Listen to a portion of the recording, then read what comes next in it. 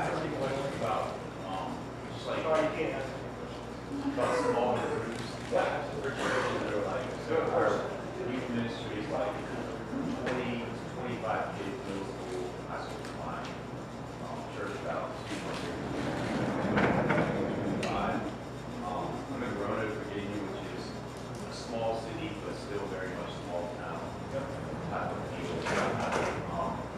Like, there's not a lot of room really for like these metropolitan groups. It's always like in some ways kind of like one big group. And thinking about doing sort of different small groups becomes a challenge because they're already kind of overlapping. Just, do you have any thoughts on that from your experience? Was it Christ the King was really small when you first got there? Right. Okay.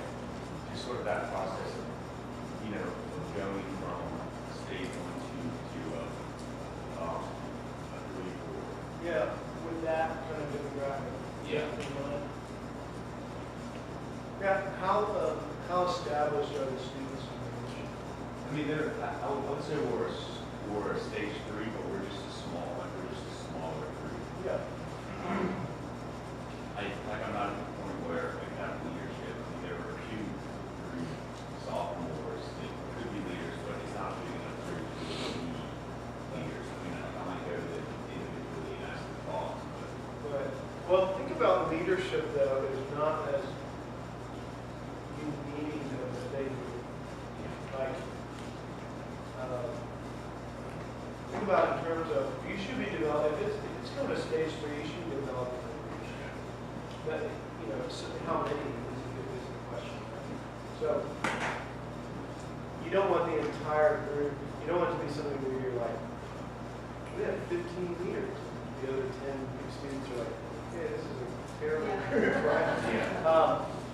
So, I would pick those students that kind of exhibit, if they're sophomores, like you said, maybe like 8 or 4 of them. Yeah. How many, just a small group, and say, I'm going to set some time aside just for these leaders to really dig into some different material in a small group. Okay, in a small group, because what I was doing was sort of going deeper with it one-on-ones. Right. Like just sort of bring it into a small. Absolutely. I oftentimes, if you're one-on-oneing yourself to death and stuff like that, use a group, start connecting to them to each other. You still meet with them one-on-one. I meet with all my 35 student leaders one-on-one. Not every week. But they are my priority in that way. I definitely meet with people outside of our ministry, our ministry team, or serving team, teaching one-on-one, but not as directed as I do. So, yeah, take those one-on-ones. I mean, you're actually going to the other end, you're kind of answering your own question. Who are you doing one-on-ones with regularly? And you can kind of go, this person really should be kind of connected to this person. They may not know very well, maybe they do. These 3, 4 students, we meet together and have a 4-on-1. They're your small group. And then it's leadership training. And we just read through, last semester I read through with my serving team, Prodigal God, and we would just read through it, chapter 2 a week.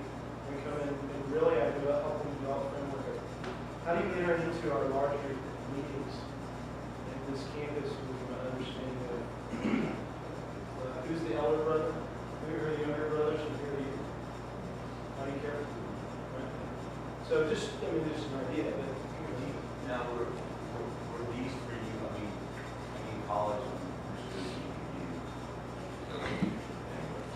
my demographic, that would be pretty intense.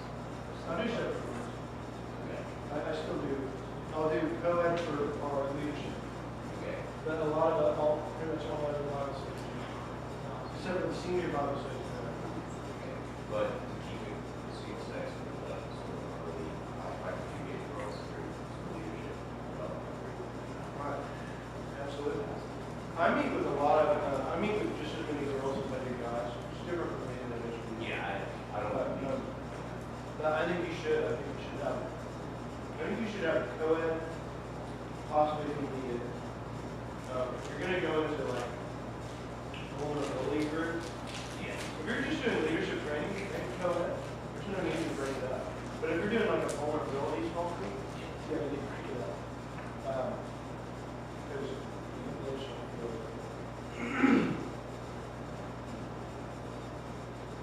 does that help answer your question? Yeah. I just want to think on, again, the thing you notice when I did the 5 stages, I'm not talking numbers, I'm talking stewardship. So, you know, obviously there are numbers at play there. It's hard to do any of that. 15, you said you had 25, right? Yeah, but I mean, sometimes we'll have 15, why? Yeah. Well, actually, like, being a good steward, having 2 or 3 leaders, and just kind of show up and you know they know where you're at. They're like on the same page with you, like philosophy of leadership. So when you're in that room, you're not by yourself. Yeah. You have 3 students that are like working with you. You know what I mean? I mean, it's really, yeah, it's really good. So now that also brings in for you, parents, like parent volunteers. You don't probably need as many volunteer parents or leadership parents as maybe a larger group. I don't know what that's like. Well, and we have to be in terms of building, yes, because we kind of have, you know, like we got the luxury of being able to say, hey, we provide masks, instead of like they sort of have to be kind of less based. I mean, like it's more where They're forced into it. so like, yeah, but they sort of get that agency, so that is a luxury. That's awesome. Is that helpful, what you're asking? Yeah, I think so. Thanks. Other questions? Dave asked a really good question from that earlier, but I'll save it unless you have one.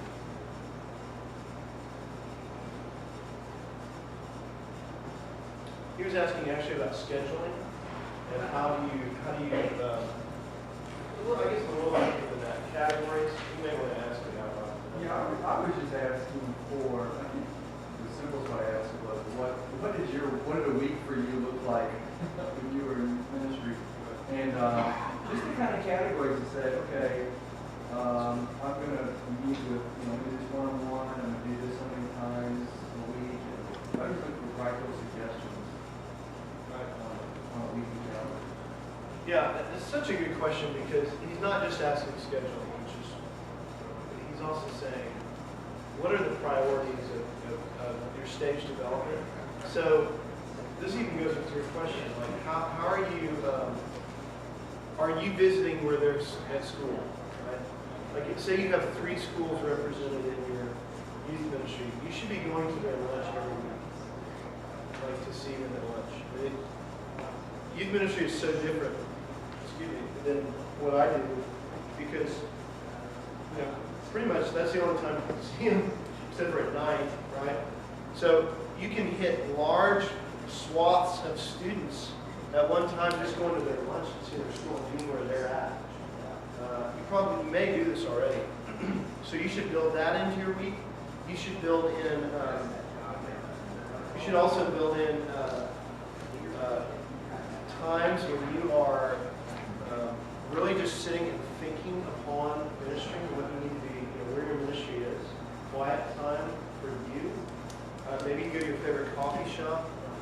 Maybe one time a week, you just go and sit and kind of write down where your students are. I'm teaching this afternoon that I use Evernote on my phone and my iPad. And when I meet with a student, or even when I do premarital counseling with people, I will make notes, and it's great because I'm just using the voice command and I just speak. What was it like? And I'll go back later before I meet with a student, and I can pray over them, I can see where they are one-on-one, and then I can, before the next time I meet with them, not only be reminded, but also say, wait, where are they? Like, think, where are they and where are they going? You can do this in a small group setting too, with your students. I mean, how much you just sit and write their names, pray over them, and go, Lord, where is our then also studying and reading. I was telling Dave, like, there are 3 things, you should be doing soul care for yourself every week.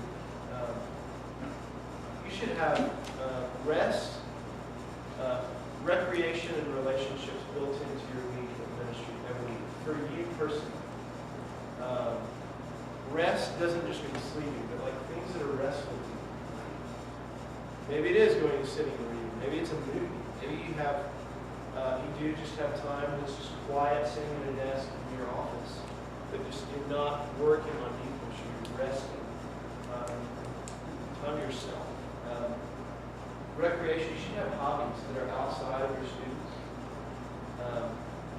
I'm telling you, the most you're going to get if you're on soul care, going back into your mission, if you take care of your own soul for the Lord Jesus, it's going to refresh you, students. What we do is exhausting. Okay? We work with, ministry is exhausting, but it's also physically demanding what we do in youth ministry. Okay? And what y'all do more than I do. As long as it's physical exhausting, unless they attack, start beating me with large numbers. Which is happening.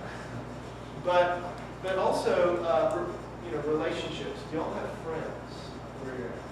Or do you find yourself isolated with your ministry? Like, if your relationships revolve around your ministry, you've got to have friends outside your ministry.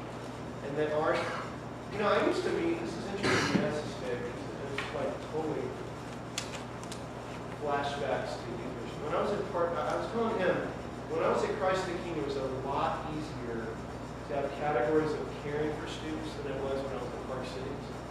Because when I got to Park Cities, there was so many students, it was overloading, and I felt like I was shooting in many directions or in the dark. And the categories of, okay, who am I meeting with one-on-one? What are the small avenues of ministry? How am I taking care of one-on-ones? How am I doing small groups? And how many am I doing it with who? And then how am I preparing for a large group or groups and doing that well? And I found that, man, oftentimes at least one of the three of those was really suffering when I was doing youth mission, particularly at Park Cities. Christ the King, we didn't have a large church, so it was a little easy. That could suffer. But it just makes me think, I used to meet with a group of parents in Dallas that it was very rare. I was one of them. It wasn't a meeting, get together with the youth ministry. There were parents of some of our students that didn't see me as a youth guy. And that's huge. Like, you gotta have relationships with people like that. And so it was really rare in Dallas. It was awesome. We would go to a restaurant, just pick a different place, and all sit and have topics and just talk. And they were my friends, which was, again, it was kind of rare. Here, my friends, it's taken a while, but I have some good friends that I meet with that don't see me as that too, as the pastor. But I'm just one. We would go grab a beer together and sit and go see a movie. We'll text each other and say late night movie and go see, Larry, some movie at 10:30, 11 at night, and just wake up and talk. Just because we just want to hang, because we all know we need that. And then, especially, here's a huge thing. How many nights out are you doing?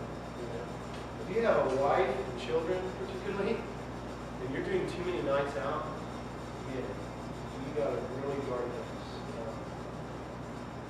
I find some of my most rejuvenating times, and I need time away from my family, but my family is extremely refreshing to me. Even though I have a 4-year-old who's so fun, he's all over the place, but it is refreshing. I'm grateful that I really cut back the nights I'm out. It's not even this morning, my son, because this week's been a really hard week. Just things fell at once. It was so funny. He goes, Daddy, you going to work all day again? You going to work all day? Because I had a large group last night and it's late. I'll come home and do last night. Just, along those lines, something that's been really positive. Somewhat repetition of what you're saying is we just had there was a huge deficit. Maybe somebody mentioned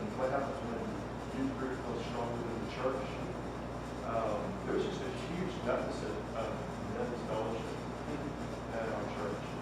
And I learned a long time ago, I went with Southwood on a retreat, and it was a leadership retreat. We had like 70 elders there, or 70 adults there, a whole bunch of elders. And I asked one of them, I said, how are there so many adults here that are giving of their time? And the guy who's an elder said, it's best men's ministry at church. It's like, what do you mean? I said, well, who are you going to call when your family starts hurting? The guy you went to the conference with, or the guy you've been setting up chairs with and laboring with, week in and week out? He said, he knows these men, and this is how they fellowship, and this is their service, and how they operate. So I took that paradigm and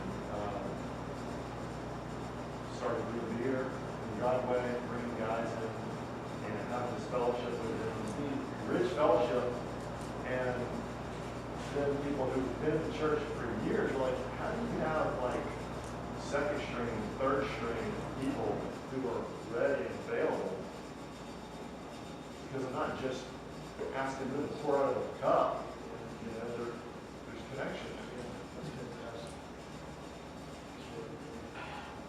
Stacy, I have another question. Is thinking back to your ministry days with trying to have one-on-ones with middle school students, freshmen, sophomores, and families where you're inconveniencing the parents constantly. I don't know.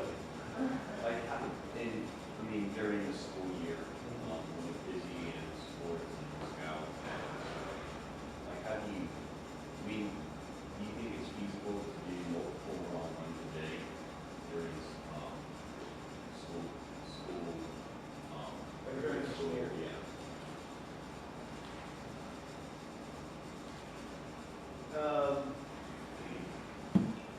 Yeah, I mean, I think sometimes, it's different. Sometimes I could take them, they had off-campus, so I could, take one student off Yes. campus. The hard thing about that is because it was great to be on campus and to connect was a huge thing. I could connect to the students I know and connect to the ones I don't.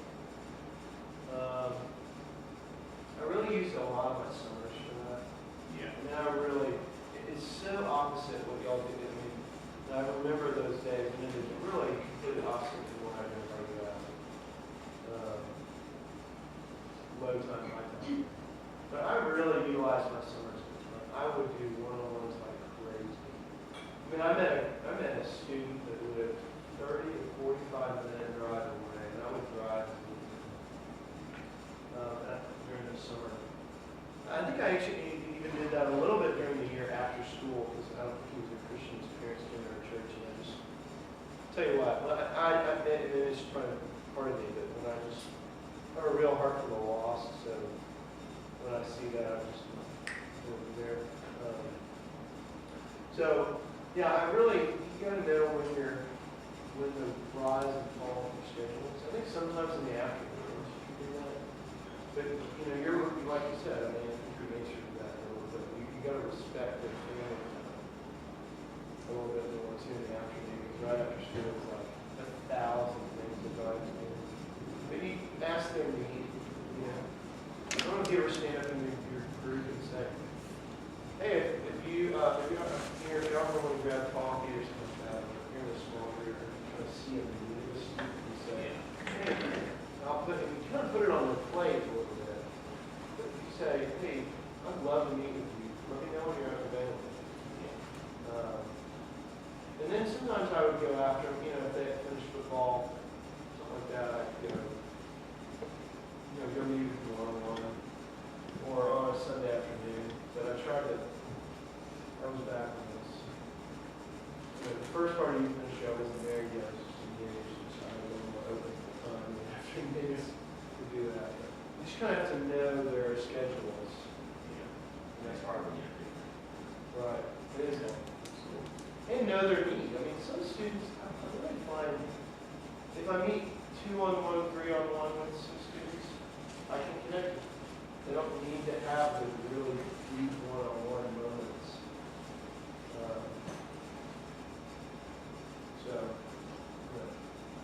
But for y'all, I would just think think summers would be best.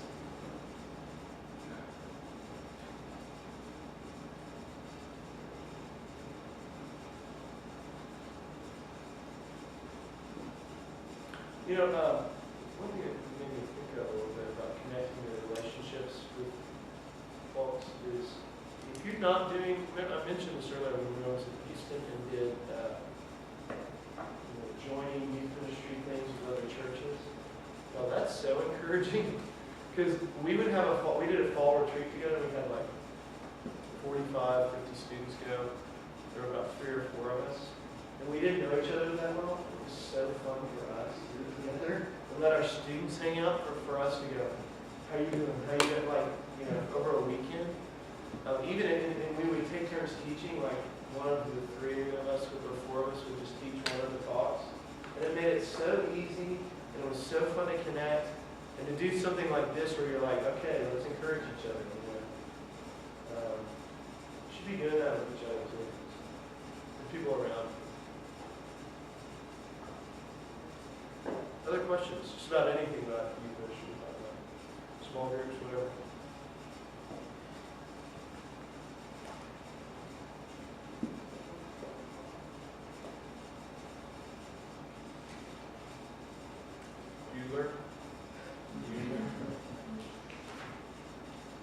I was thinking about one of your answers, maybe you can clarify more for men that have small kids. You said a lot of me time, a lot of hobbies, when you say a lot. But how does that balance out the family life with a wife that's overloaded with kids? Absolutely. And what would you suggest to guys? My wife is a therapist, licensed marriage and family therapist, so she has a job as well. She loves that. That's a big piece of her that I love that she has. It's not me, and not Jake or something. So one of the things that I encourage with her is not only to do that, but we're actually working on this right now about how does she have time too. So I'm working at this balance question. How do I work for my wife to let her have her time, not just work time that's hers, but also some time like just 2 days ago, just to say I'll take Jake with me to go meet with a student or meet with one of my interns, because they love me, and it's actually good for my students because they're like, hey, how do you interact with your son? And then she gets time to herself. She got to go just have like a rest, a break, not just from Jake, but from her own. But she's with him the majority. And then also, how am I really like building in my days? I take Jake to school and pick him up tomorrow. I pretty much take him off tomorrow. So while he's at school, I'll see some people and do some work. But I'll take him and pick him up so I can be with him. I really guard my evenings, so I'm home with them. There's on Wednesday mornings before this is the day of our large group, I'll take them to school, so all that morning I'll get to be with them, play with them. I try not to schedule anything on the weekends. Like if y'all are doing ministry a lot on the weekends, you need to stop. I've had our youth campus ministers ask me, so yeah, you do one-on-ones on Saturdays? I'm like, are you crazy? No, you do not meet with students Saturday. Work hard during the week. But if Saturday is the only time they can meet because they're on school. Right. Well, then you should be taking them off a lot during the week. Counterbalance. I'm bivocation, and I balance as best as I can. But, Yeah. It's really difficult. Right. So what I do a lot of times is I'll do spur of the moment. IHOP's got like all you can eat pancakes. My youth love it. We go and have competition. There you go. I take my kids, my boys with me because they like to compete. They get about 1.5 and they're done. But that's the golden opportunities for my ministry. Right. You have to figure out what they are. Yeah, and it's trial and error for me. Exactly. I think a huge point of this, though, if you want a one-word answer, no. We need to say, and we need to know that our students, if we want to know one of our presuppositions that God is at work, I think He's at work oftentimes enough for us to say So, okay, so Saturday, right? So youth ministry meeting Saturdays. You say no to things on during the week, even if it's like, but, you know, it's like, you will always be able to say yes. It is always nice. And I'll tell you what, your students will respect. So how do you balance that as a senior pastor, whether you report to the workaholic, expect? I'll tell you what, if your senior pastor's a workaholic, you need to have a sit down. You need to go to some elders. If it gets to this, you need to say, hey, this is what I'm experiencing in my week. I need to talk to you about how to structure my week better, because this is not really working for me, and I'm finding better. I was just telling Dave, there are two really, really good books that y'all should all read on this. One is by a woman named Ruth Barton. She wrote a book on strengthening the soul of your leadership. And it's all about solitude and being, I mean, it's incredible, very encouraging. A lot about what you're asking. The second one is by Paul Tripp. It's called Dangerous Calling. Very convicting book. But you need to have frank discussions with people. I mean, Dave asked me this, and so good, such a good question. Because when I was at Christ the King, I was much better organized than I was at Park Cities. And I look back and I go, I could have done much better. But when I was at Christ the King, I took time for my wife, for myself.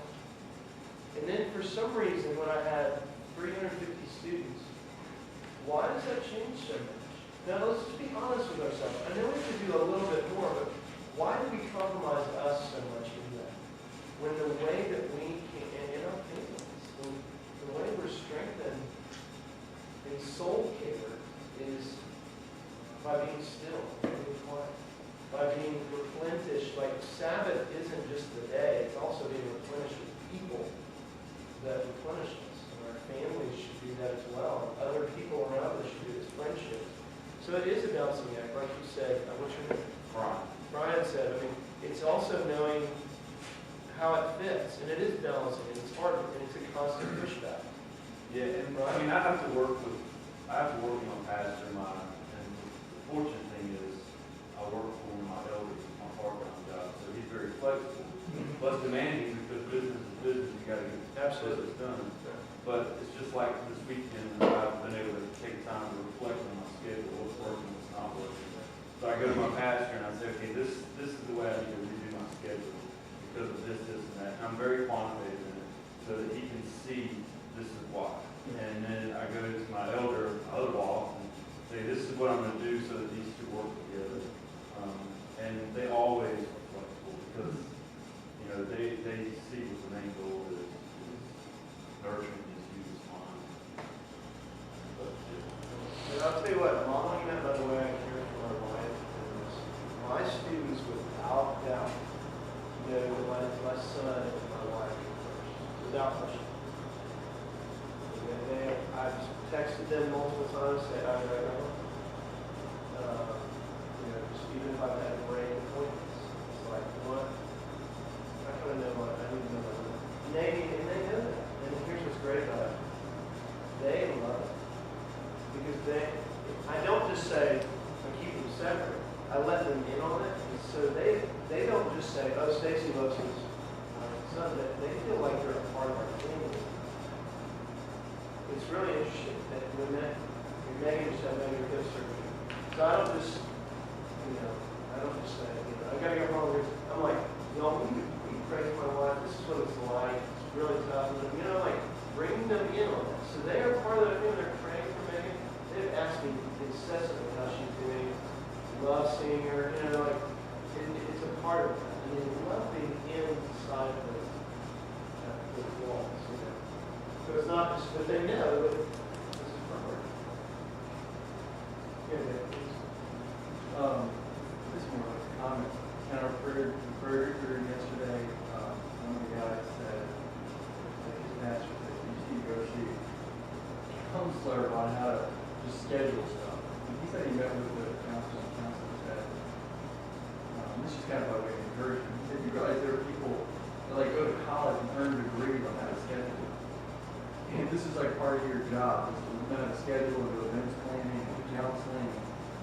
So this council just telling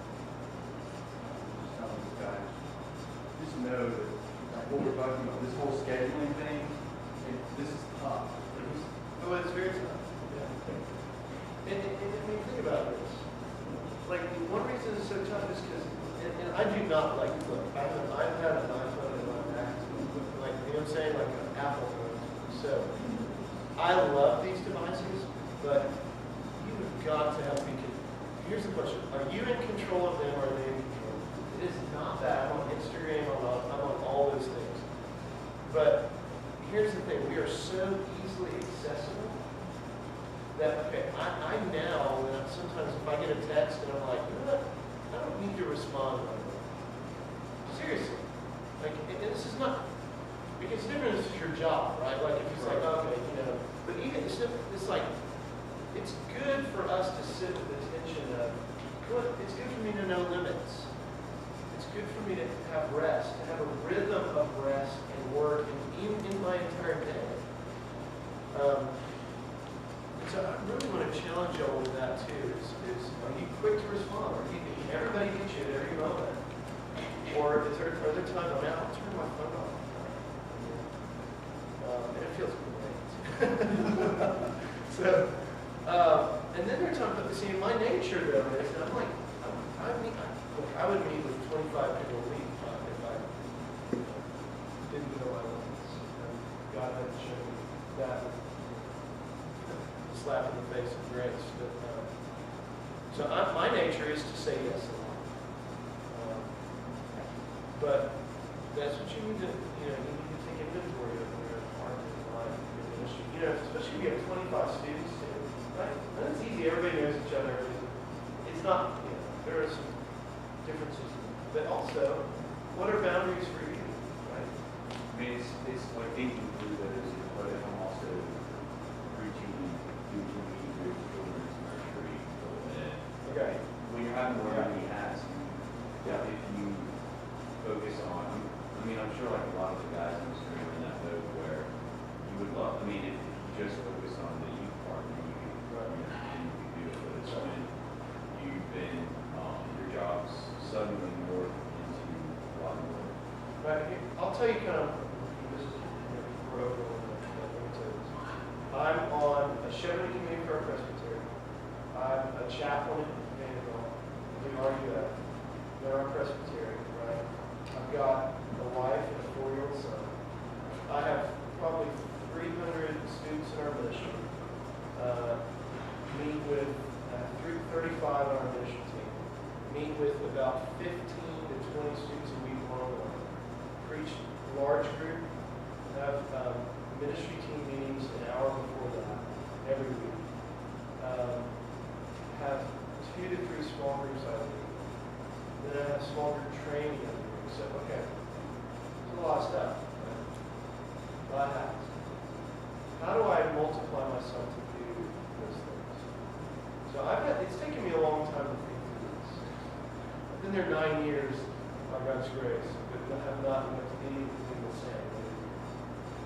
So I have to go, okay, what can I do? How many one-on-ones can I do in a day?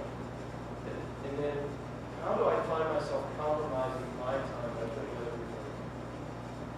Also, what do I need to study for the week? I'm very much an ahead of time person. I was teaching Revelation this semester. And I have all my talks here, which is very encouraging. So how do you work ahead of time so you know yourself? Then how do I also approach small groups? Maybe you multiply yourself by doing the same topic in all your small groups. How are you teaching? I eventually stopped, and this may sound crazy. I don't really meet with freshmen unless they ask me. Because I have 3 interns, and I'm willing for into them and teach them how to do one-on-ones and small groups, and I let them do it. So that multiplies my time. And I meet with each of them an hour every week. And then I have staff meeting on top of that, so that's 4 hours. So I'm trying to do things that multiply me. And then with my ministry team, I'm really working at how do I teach them to lead these small groups. I started 3 years ago having a teaching team, well, 2 years ago, teaching team, so we can So I can multiply. I found myself doing all these Bible studies where people aren't being reached. I'm like, how do I meet with them, equip them, and everyone else to do it? So I have a one-time meeting with 16 leaders, teach, equip, and train, and they're going to do the work of 8 to 10 Bible studies. Right? So even though it's still a lot, it's like, how am I reducing that? And I'll tell you, you know what? I'm only out one night a week. That's Wednesday nights. And I'm getting out of meet with all my students. And I'll tell you what, it's going to be 9 years to work at this, but it's working. My son, I've known my son. My son loves me. Like, the fact that he asked me that today just shows that he's used to me being home, honestly. It's just so encouraging, because that's what makes me feel good. And sometimes I just bring them to work. Meet with people, and it may not be the best one-on-one I've ever. But I'm with my son, he loves it. He's like, Daddy's office. You know, and he's so extroverted, he loves my students. You know? So it's, I mean, I think you said this in the beginning, Brian, but creative, we focus. So, Yeah, my most recent times was awful tough, and then it was further on the kind of thing. And the kids, that's when the kids actually start asking me these deep questions. Is when I'm driving back home from my house, and they start, I got this friend of mine who's really been bugged with why he's an atheist, you know, and it's not what he expected. It's good dialogue, you know. well, and be honest about what you're doing. You know, if you have too much on your plate. I've had to cut back a lot of things. I'll tell you what, cutting out Sunday nights, cutting out certain things has been not just great for the students, it's been great for me. For my family. Okay. Well, can I pray for us? Father, thank you for this day. Thank you for your kindness. We don't have it together. No schedule is our justification or our sanctification. But I pray for every one of these men and women in their hearts as well as my own to keep keep at the forefront of our minds the power of the gospel to affect not just the way that we need to speak, but men are weak, what we're doing. God, we need to assess our lives honestly, faithfully, and that we would be faithful servants of you. We're not called to be fruitful. You make the fruit. We're called to be faithful. I pray that these your servants as well as myself, please beg this in the name of Jesus.